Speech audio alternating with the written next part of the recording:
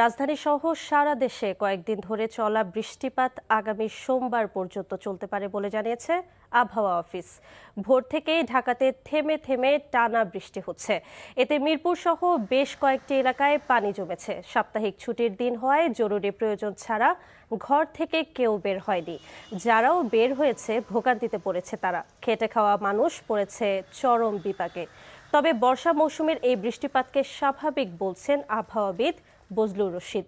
চট্টগ্রাম বিভাগে বৃষ্টিপাত কিছুটা কমে আসলেও খুলনাতে বেড়েছে বলে জানান তিনি। বোনের বাসা যাবো, কিন্তু এখন বর্তমানে যে পানি রাস্তায় বৃষ্টি, সকাল থেকে বৃষ্টি, এখন গাড়ি পেতেছি না। খেয়া কম আছে ভাইয়া, অটোর কারণে আর পাবলিক বৃষ্টিতে কম বাড়িতে আছে, কামের লাইন খারাপ আছে। অতিরিক্ত বৃষ্টিপাত মানুষের জনজীবনে কিন্তু ভোগান্তি নিয়ে আসতেছে। উত্তর অঞ্চল, উত্তর পশ্চিম অঞ্চল এসব জায়গায় বৃষ্টি একটু বেড়েছে। এর সাথে খুলনা ডিভিশন, রাজশাহী, তারপর ঢাকা ডিভিশন এবং আপনার রংপুর ডিভিশন বৃষ্টি কিছুটা বেড়েছে। 11-12 তারিখ পরে বৃষ্টি অনেকটা কমে যাবে।